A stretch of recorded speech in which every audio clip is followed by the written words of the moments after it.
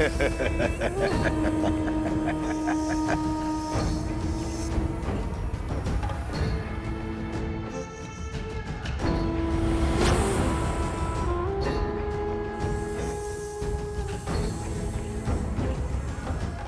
रहे, ये राम की दृष्टि के सामने मुक्त होने चाहिए, ताकि राम अपनी आंखों से अपनी विफलता देख सके।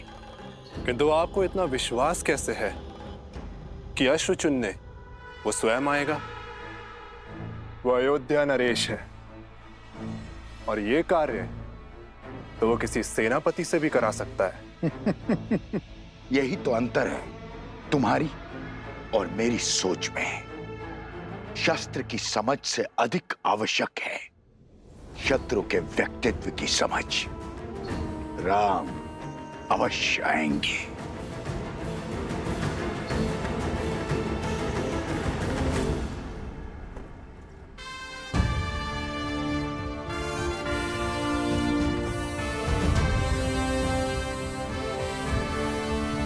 भैया, मैं राज्य के सर्वोत्तम अश्वों को चुनकर यहां ले आता हूं। आप उन्हीं में से किसी एक का चुनाव कर लीजिएगा। जी भैया, और उन अश्वों को अभी सरयू घाट पर स्नान करवाया जा रहा है। वे आते ही होंगे। जब एक राम वहां जा सकता है तो इतने अश्वों को यहां लाने की क्या आवश्यकता है? एक सच्चा शासक सदा अपनी सुविधा से पहले साधन और संसाधनों को रखता है। जैसी आपकी आज्ञा है। आचार्य, लगता है अयोध्या के महाराज की सेवा में आपके पढ़ाए प्रशासनिक पाठ भूल गए सब।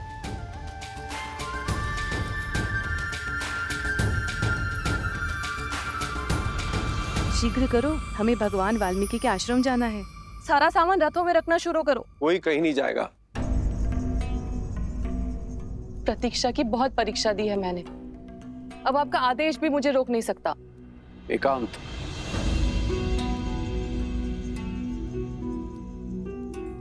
हट मत करो सुनैना, तुम वहां नहीं जा सकती। क्यों? क्यों नहीं जा सकती? मेरा हृदय चीख चीख कर कह रहा है कि वो मेरी सीता के ही पुत्र हैं, और सीता वहां भगवान वाल्मीकि के आश्रम में वनवासियों का जीवन जी रही है। हृदय तो मेरा भी यही कह रहा है, किंतु भूल गई उन बालकों ने क्या कहा था।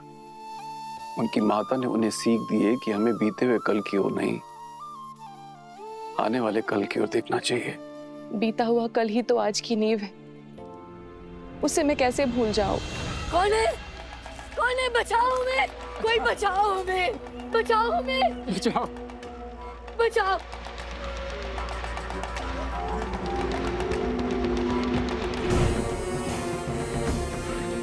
तो तुम दोनों नहीं उठोगे तो ठीक है, हम इस खाट का दूसरा पग भी तोड़ देंगे। नहीं नहीं, ऐसा मत करो, ऐसा मत करो।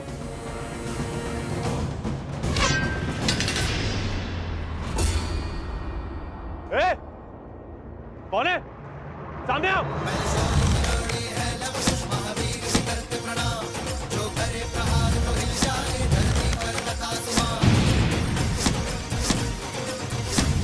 चलो, देखो यहाँ से। इस कन्या को उठा के लेके चलो। अरे कोई बचाओ! बचाओ मेरी बेटी को, बचाओ बेटी को, बचाओ।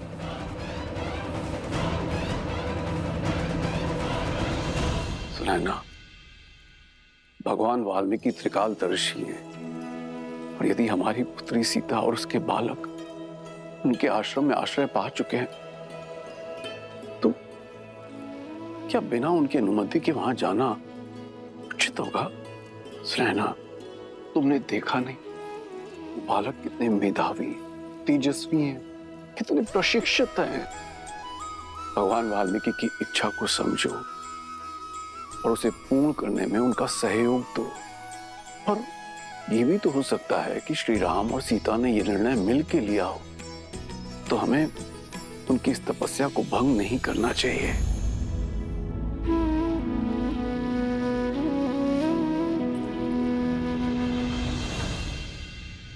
मस्तिष्क तो हर बात समझता है, किंतु इस मन का मैं क्या करूं आर्य?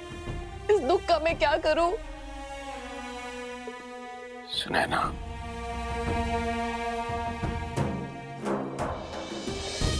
बीते हुए कल को तो हम नहीं बदल सकते, किंतु आने वाले कल की सुध तो ले सकते हैं। चलो अयोध्या चलते हैं।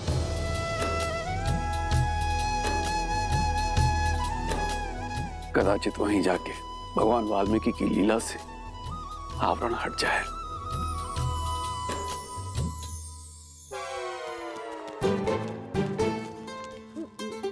तुम ठीक हो? हाँ, वो तो लव कुश ने सबको मार भगाया, अन्यथा मेरा शौर्य देख दिया आप। अब चलो। कौन है? किसने हमारी सहायता की?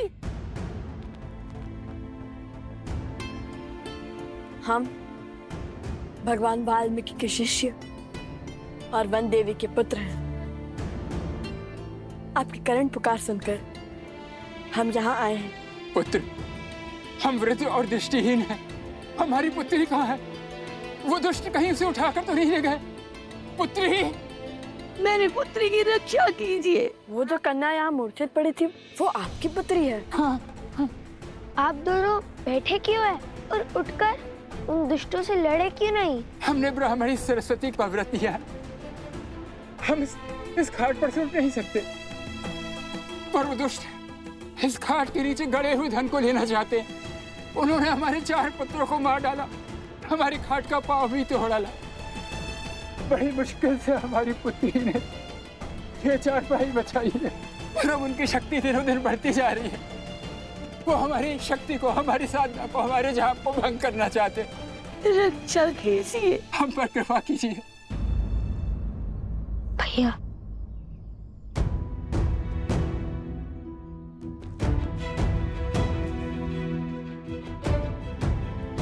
भैया शीघ्र अयोध्या पहुंचे या इनकी पुत्री को बचाएं।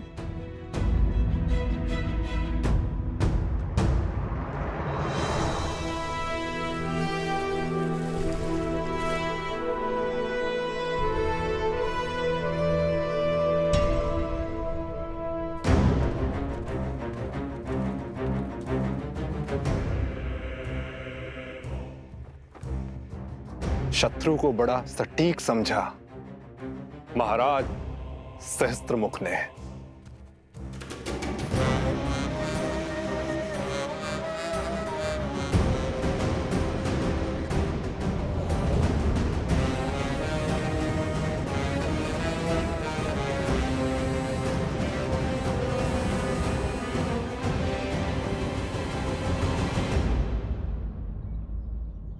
अपने आप से पूछो कि यदि श्री राम यहाँ होते तो वे क्या करते? अश्वमेध यज्ञ। यदि श्री राम हमारी आयु के होते तब वे क्या करते? वो तो अपने सैनिकों को उनके पीछे भेज देते। श्री राम तो राजकुमार थे ना। यदि श्री राम ऋषि वशिष्ठ के आश्रम में होते तब क्या करते? तब तो वो अवश्य ही अपने अनुज का परामर्श लेते। उस समय श्री लक्ष्मण भी तो उनके साथ थे। तो मैं भी तो वही कर रहा हूँ, अपने अनुज का अर्थात तुम्हारा परामर्श ले रहा हूँ। अब बताओ वे क्या करते? क्या करते? ओह, इस प्रश्न का उत्तर तो बहुत सरल है। श्री राम सब कुछ छोड़कर उनकी पुत्री की रक्षा करते। हम भी तो श्री राम के भक्त हैं, तो श्री राम को यहीं से प्रणाम करके हम उनकी पुत्री की रक्षा के लिए जाएंगे।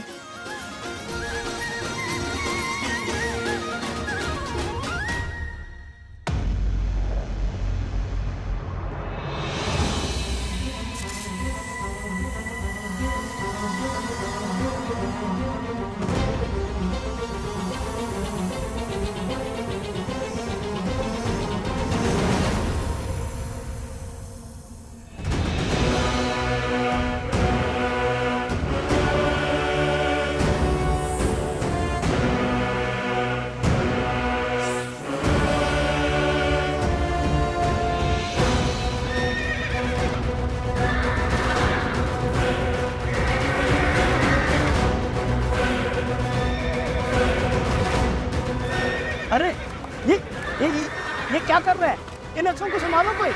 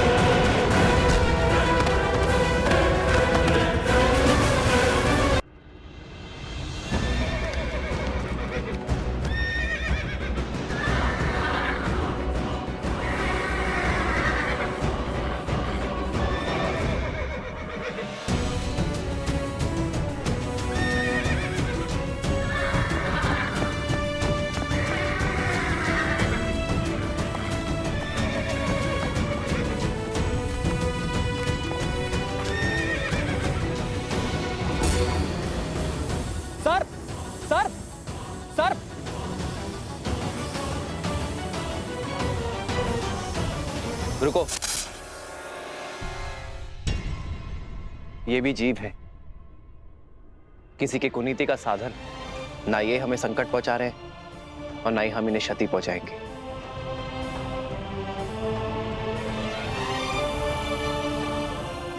हनुमान, प्रभु, इन्हें इनके उचित स्थान पर पहुंचा दो।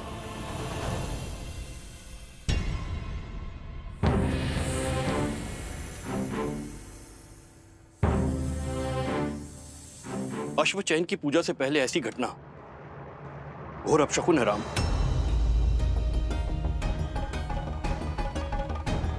अब कैसे चुनेंगे अश्व?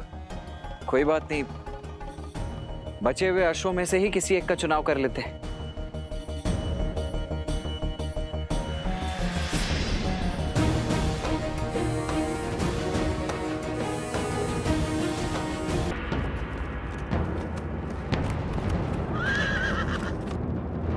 अश्व चयन की पूजा से पहले ऐसी घटना घोर अपशकुन है राम। अब कैसे चुनेंगे अश्व? कोई बात नहीं, बचे हुए अश्वों में से ही किसी एक का चुनाव कर लेते हैं।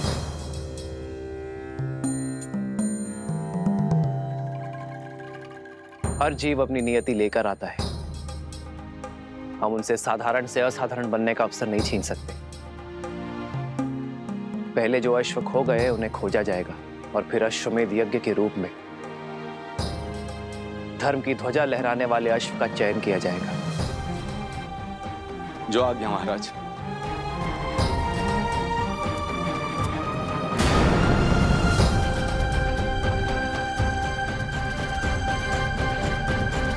ध्यान से सुनो, तुम सब यही रुको और इन वृद्ध दंपति की रक्षा करो। मैं और भैया उन दुष्टों से इनकी पुत्री को बचा कर लाते हैं। आप चिंतित ना हो, निश्चिंत रहिए, शीघ्र ही आपकी पुत्री यहाँ होंगी। आयुष्मान। चलिए भैया। भैया, सोमकर को भी ले चले। क्यों? तुमने तो कहा था कि मैं सदा फंस जाता हूँ। तभी तो साथ ले जा रहे हैं। हमारी दृष्टि के सामने फंसोगे तो हमें तुम्हें बचाने में सरलता होगी। यहाँ आए और पता चला तुम खो गए, फिर कहाँ खोजते रहेंगे तुम्हें। चलो अब।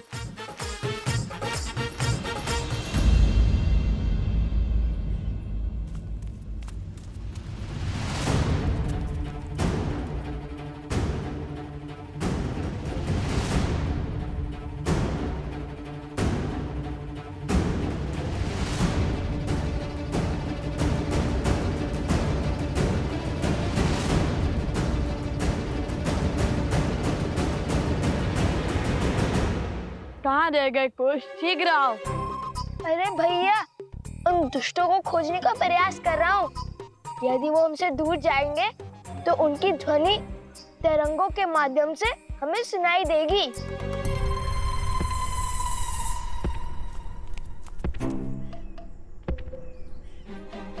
कुछ सुनाई दिया? हाँ हाँ, बहुत स्पष्ट तरंग आ रही है उत्तर की ओर से।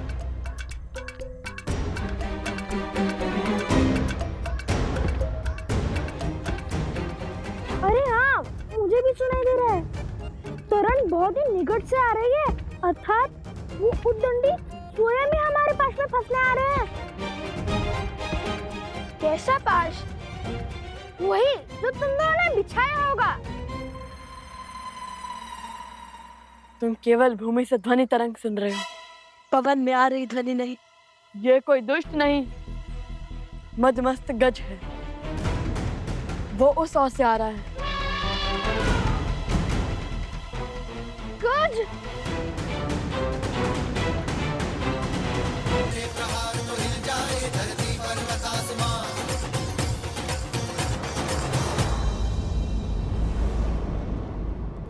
अपने पुत्रों पर मंडराते संकट का आभास हो रहा है मुझे ऋषिवर। सोचा भगवान वाल्मीकि से बात करूं, किंतु वो ध्यान में लीन है। आप निश्चिंत रहिए, मैं भगवान वाल्मीकि से बात करूंगा। आप अपनी कुटिया में विश्राम कीजिए। मैं अति शीघ्र भगवान वाल्मीकि का संदेश आप तक लेकर आता हूँ।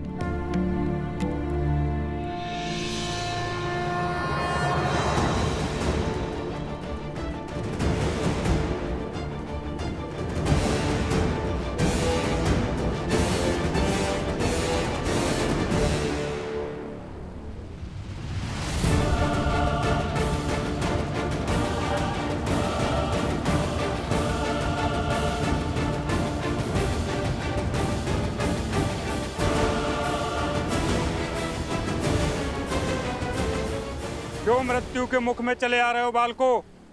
लौट जाओ। लौटना तो तुम्हें होगा। छोड़ दो उस कन्या को और वचन दो कि कभी उन वृद्ध दंपत्ति को नहीं सताओगे। हमसे मुक्ति चाहते हो तो इन्हें मुक्त करो। राम भक्त हैं हम, शब्दों से डिगेंगे नहीं। अच्छा, तो फिर आओ और ले जाओ इसे।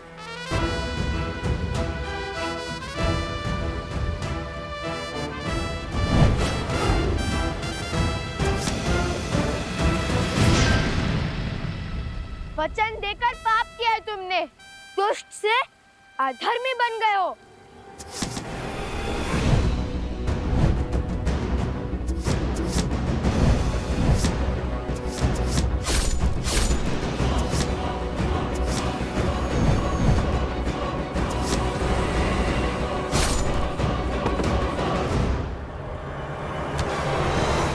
अरे तनिक बल से प्रत्यंचा खींचो सोमकर।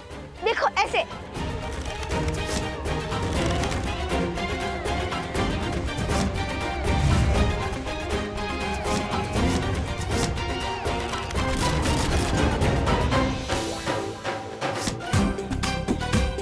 सोमकर्ण, अगर तुम उन दुष्टों की तरफ हो तो अभी बता दो।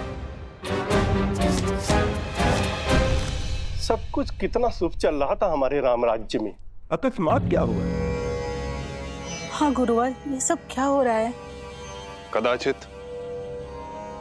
देवता इस यज्ञ से प्रसन्न नहीं है। यदि ये यज्ञ उचित समय पर प्रारंभ ना हुआ तो इस यज्ञ और यज्ञ का संकल्प लेने वाले राजा का कोई मूल्य नहीं रहेगा। बस अब इससे अधिक मैं और कुछ नहीं कह सकता। सबका भला।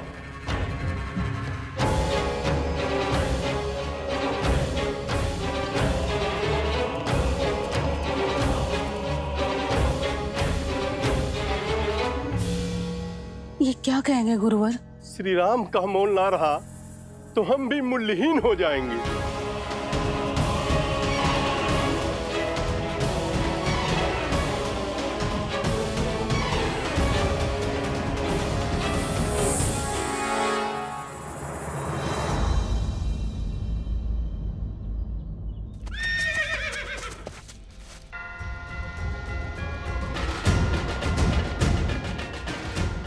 लगता है अश्व आसपास ही है।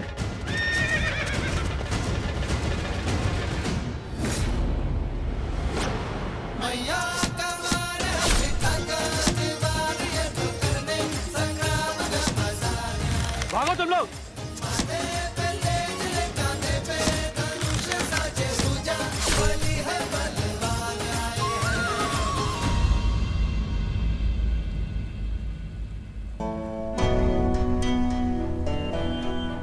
उठो, आंखें खोलो। कुश, थोड़ा सा जल लेके आओ। उठो।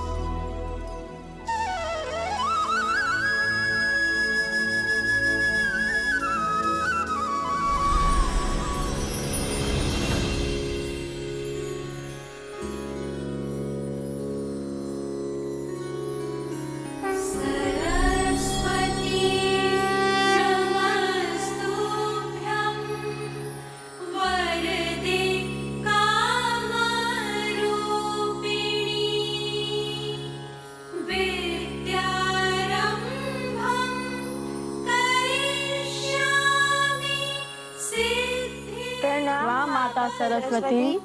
लवकुश, तुम दोनों ने ही पराक्रम की प्रकाष्ठा पार की है। मैं तुम दोनों से ही अत्यंत प्रसन्न हूं। मांगो, क्या वर चाहते हो? सब कुछ तो है हमारे पास, और अब तो श्री राम से भेंट के द्वार भी खुल चुके हैं हमारे लिए, तो ये स्वप्न भी पूर्ण ही हो जाएगा।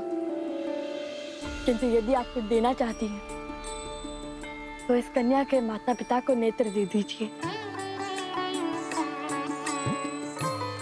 अद्भुत।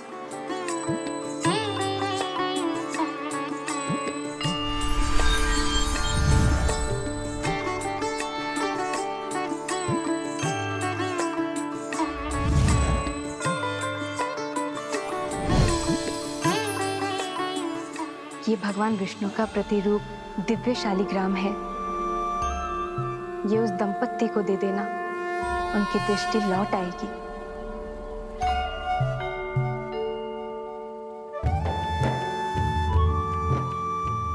धन्यवाद माता, कोटि कोटि धन्यवाद। तुम दोनों ने अपना स्वार्थ छोड़ के दूसरों का कल्याण चुना। तुम दोनों का अपनी इच्छाओं पर पूर्ण नियंत्रण है। ये दुष्ट तुमने परास्त किया है, ये इच्छाओं का स्वरूप है। कुछ समझ नहीं आया माता। धर्म के 4 पग हैं। सत्य पूर्ण होने से 3 पग रह गए थे। जब धर्म का एक और पग टूटेगा, अर्थात त्रेता पूर्ण होगा और द्वापर युग का आरंभ होगा, धर्म का पालन करना अधिक कठिन हो जाएगा। जिस वृद्ध दंपत्ति की तुमने सहायता की, वो योग एवं भक्ति के प्रतिरूप है। ये दुष्ट वास्तव में इच्छाएं हैं। जैसे जैसे इच्छाएं बलवान होती है, वैसे वैसे ही भक्ति आडंबर बन जाती है और योग केवल शारीरिक श्रम बन जाता है। स्मरण रखना लवकुश, जिसका मन मर्यादा में हो वो पुरुषोत्तम होता है। मर्यादा पुरुषोत्तम तो श्री राम है, और जब तक वो इस भूमि पर है, धर्म को किसका भय? हम अयोध्या जाकर श्री राम कथा का गान करने ही तो आए थे। तो फिर इसलिए मैं अपनी ओर से तुम दोनों को एक भेंट देती हूँ। इसे आशीर्वाद समझ के अपने पास रख लो।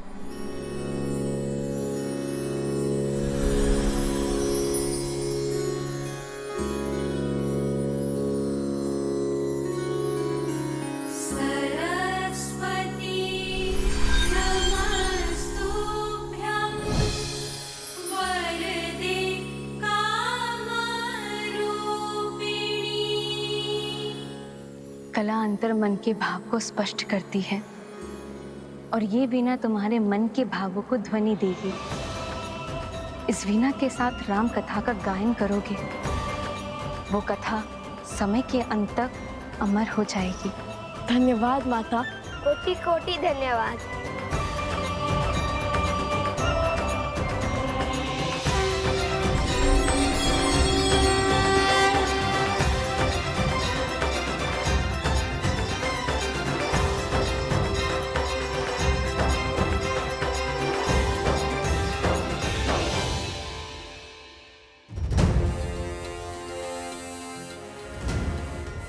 तनिक ऊपर से देखना होगा।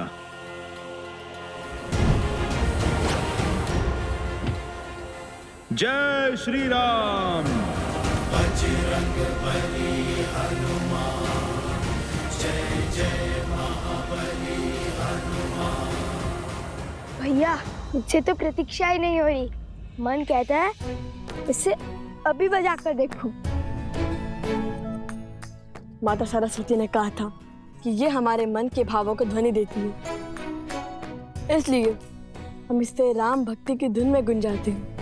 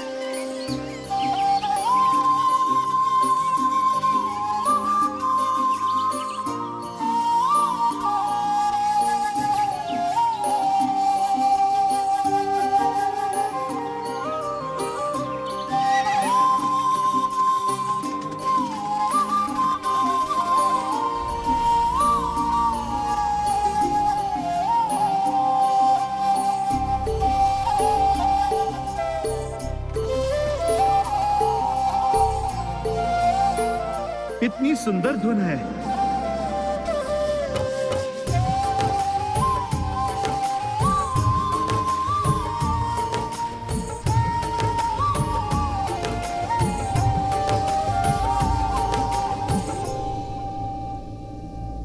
गुरुवर,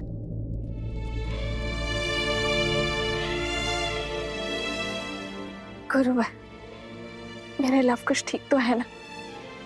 क्या कहा भगवान वाल्मीकि ने? सब कुशल मंगल है देवी। वैसे भी जब पिता के कार्य में पुत्र निमित्त बने तो उससे अधिक शुभ और क्या हो सकता है। भैया, ये अश्वतनिक अशांत लग रहा है। वो इसलिए क्योंकि अश्व हमेशा वन में वृक्षों के बीच टोली में घूमते हैं ताकि उनकी रक्षा हो सके, और ये अश्व अकेला है, वृक्षों से भरे वन में विचरण कर रहा है। सिंहों का आखेट बन सकता है। क्या पता ये अश्विनी कुमार में से एक हो। वैसे भी पग पग पर हमारी परीक्षा हो रही है।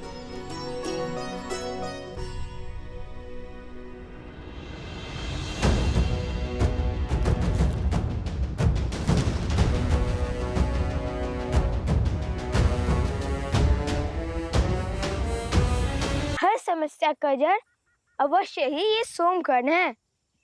जब भी हमारे साथ रहता है तब कोई ना कोई संकट आ पड़ता है। नहीं नहीं, सत्य कुछ और है। जब जब मैं तुम दोनों के साथ रहता हूँ तब तब मुझ पर विपत्तियों का पहाड़ आ पड़ता है।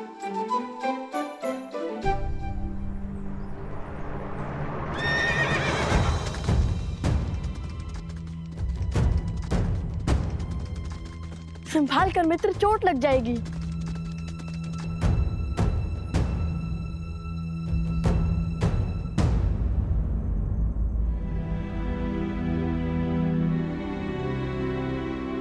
अति उत्तम भैया। ये तो अधिक उत्तेजित लगता है। जब मुझे उत्तेजना होती है तब माता मुझे राम नाम स्मरण करवाती है। तुम भी राम नाम का स्मरण करो मित्र। कुछ और सोचना पड़ेगा। सोच लिया।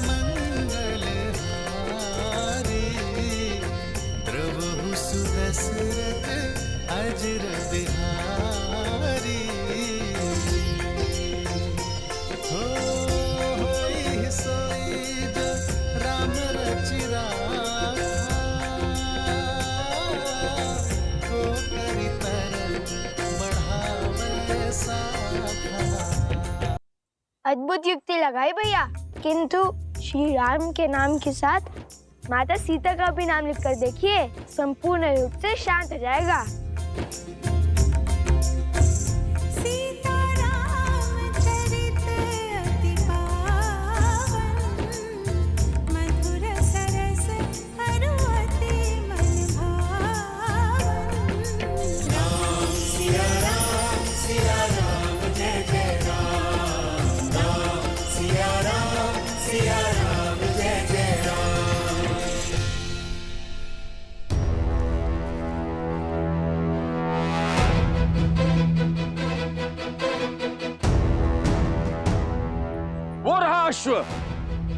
भैया भागो।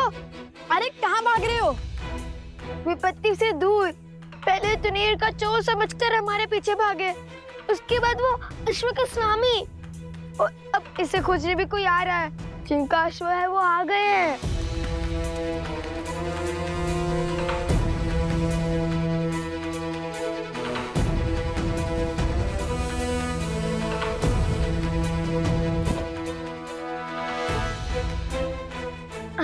हम चलते हैं। कहीं हमें अश्व चोर ना समझ लिए। इन्हें समझाने लगे तो अयोध्या जाने का अवसर छूट जाएगा। बात तो उचित है। ठीक है मित्र, अपना ध्यान रखना। हम चलते हैं। यदि प्रभु श्री राम ने चाहा तो फिर भेंट होगी।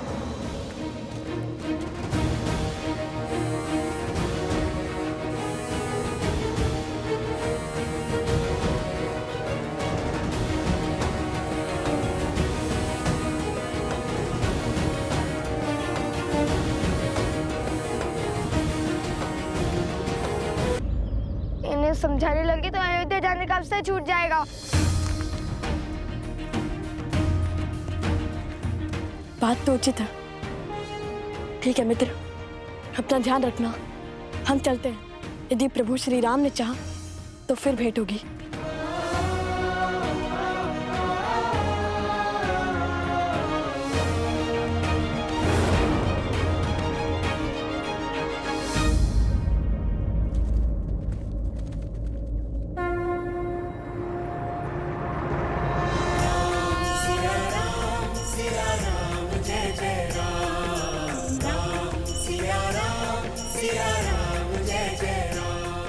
माता सीता और प्रभु का नाम किसने लिखा है इस अश्व पर? अवश्य ही कोई राम भक्त होगा। मेरी पुत्री।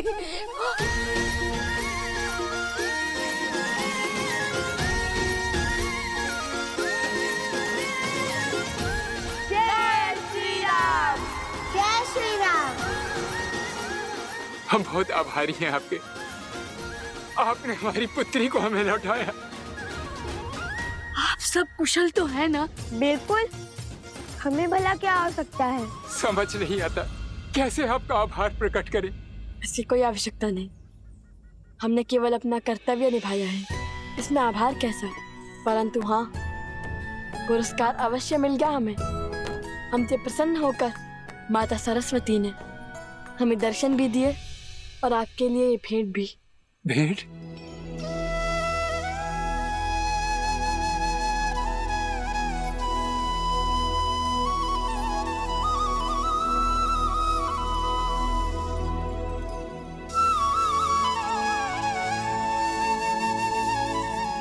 ये तो साक्षात नारायण का स्वरूप शालिग्राम प्रतीत होता है। ये शालिग्राम ही है, और यदि ये माता सरस्वती ने दिया है तो इसमें अवश्य ही कोई गुण बात होगी।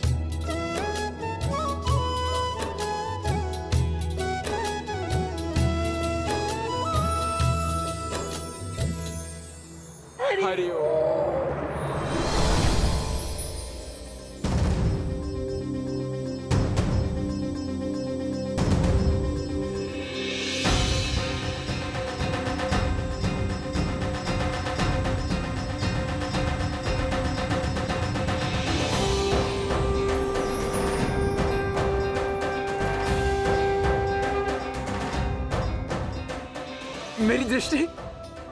मेरी दृष्टि वापस आ रही है। मैं अपनी पुत्री को देख सकता हूँ। मेरी दृष्टि वापस आ गई।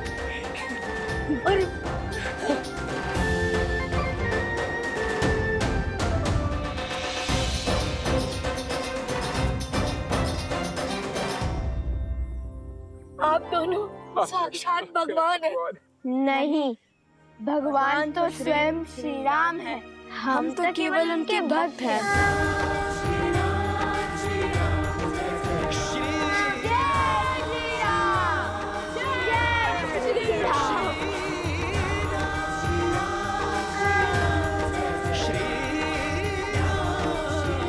प्रभु, जब अब इस अश्व पर संसार की धुरी का नाम है। राम के नाम से शुभ और क्या हो सकता है महाराज? नहीं आचार्य, सीता के नाम ने उसे शुभ बनाया है।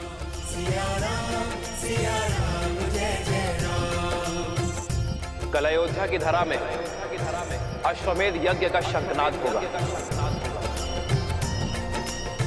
धर्म की जय हो, रघुकुल की जय हो।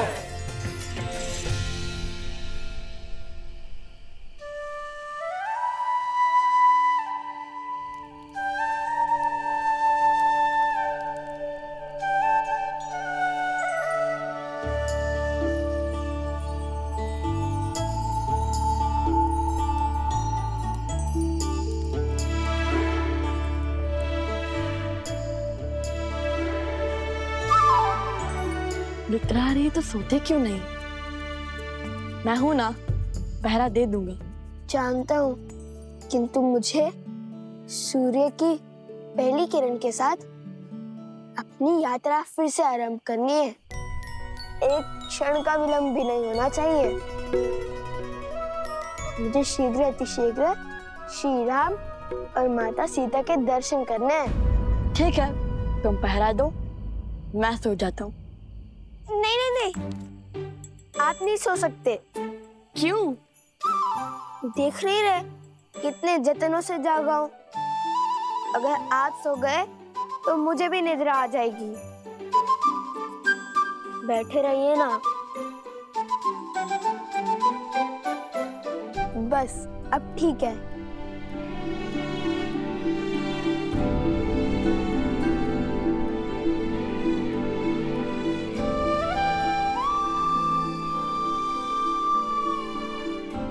कितने भोले हैं ये। इन्हें लगता है राजकुमारी सीता अभी भी अयोध्या में ही है।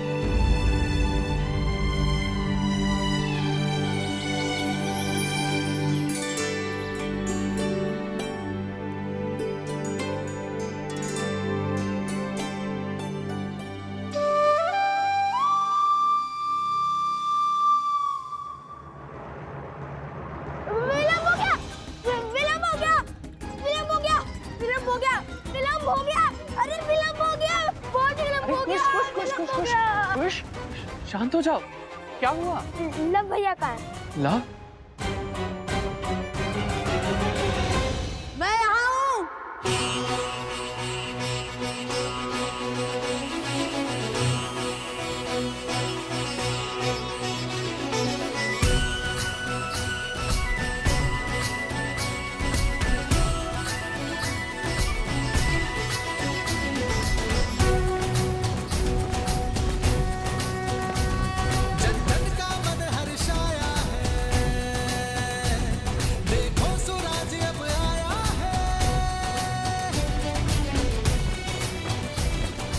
कर लो दर्शन, धर्म का साम्राज्य, श्री राम का राज्य, अयोध्या है ये।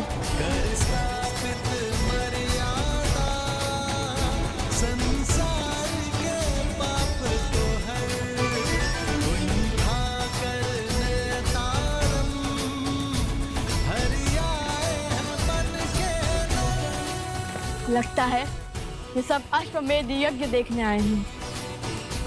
ये तो पूरा संसार अयोध्या आ गया है। ऐसे में लगता है श्री राम तुम्हें एक क्षण भी दे पाएंगे।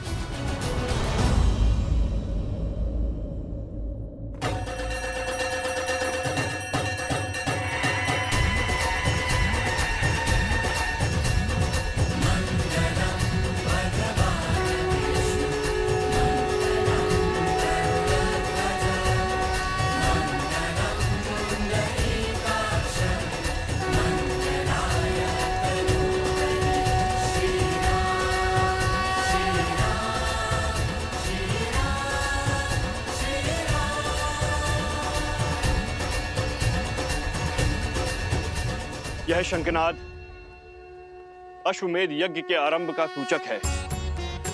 आज से 3 दिन तक यहां हवन होने के पश्चात हम यज्ञ अश्व को मुक्त करेंगे, जो राम राज्य के छत्र को भिन्न भिन्न राज्यों से होकर पुनः हम तक पहुंचाएगा। अश्व के लौटने के साथ ही यह यज्ञ पूर्ण हो जाएगा। अब अनेकों राज्यों के राजा जो इस यज्ञ में अपना समर्थन और साथ देने आए हैं, वो श्री राम को सम्मान स्वरूप अपनी अपनी ध्वजाएं भेंट करेंगे, जो अटूट संधि का प्रतीक है। और इसी भांति एक एक करके सहस्त्रों राज्यों की ध्वजाएं अयोध्या और धर्म के संरक्षण में लहराती रहेंगी।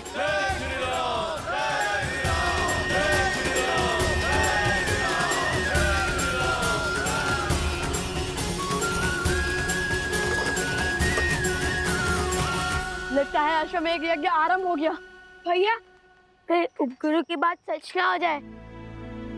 हम श्री राम से मिल तो पाएंगे ना? कि साहस नहीं हारते कुश, हमें हमारे आराध्य के दर्शन